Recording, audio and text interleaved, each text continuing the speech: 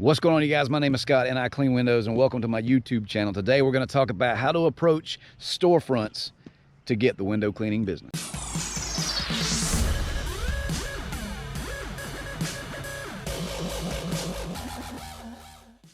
All right, guys, welcome back. Please take the time to subscribe to my channel real quick. Give me a thumbs up and let's get into this thing. Storefronts. Some of you guys get intimidated by storefronts. Some of you guys have messaged me on Instagram. You've sent me comments, things like that, and you get intimidated by storefronts. Let me tell you what works for me. First of all, there's a little secret thing that you have to have before you can do storefronts or any other service industry business. You have to have people skills. You got to be able to talk to people, and that is something that I have no problem with. I'll go over here and talk to one of these pine trees and make a conversation, and me and him will be friends before the day's over with. I've never met a stranger. I can talk to anybody, anywhere, about anything. But if we're going to get down to it, this is exactly how I approach all of my storefronts, and I've been landing about 75–80% of everyone that I've spoke to.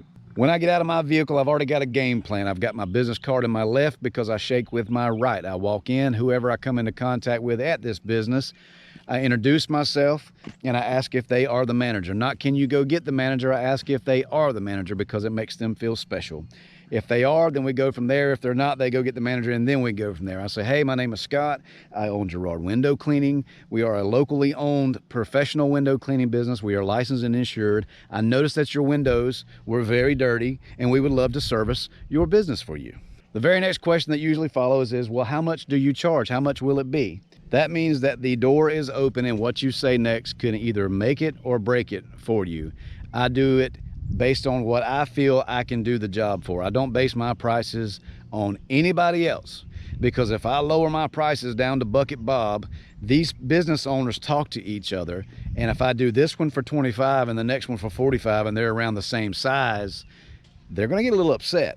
So I keep my prices at what I will charge. This is what I charge, because if you take the time to learn anything about marketing or anything like that, if you go into a jewelry store and there's two identical rings, one is $9.99 and one is $9.99, which one are you going to want to buy? Probably the $999 one, because it says what? It's worth it. It tells you that there is value there. So you keep your prices where they're at, because if you take time and you take pride in your service, in the business that you offer, the service that you offer, those people will see that it is worth it for what you're doing. So if I get that storefront business, I let them know exactly at the moment. I look at my calendar and I let them know, hey, we will be back in the area on this date. What time is best for you? And we book it.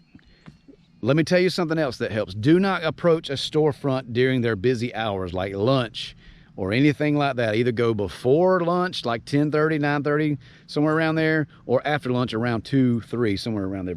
Because if you interrupt these businesses when they're busy, they're automatically going to be upset with you, and they're going to get a bad impression. First impressions are the best thing in the world. Go in there and make sure you make a good one. The last thing I'm going to tell you before I get back to my family and enjoy my Sunday off, I'm going to tell you that you are not trying to sell anything to anybody. I want you guys to burn this into your brain. You're not trying to sell anything to anybody. You are trying to provide something that they need.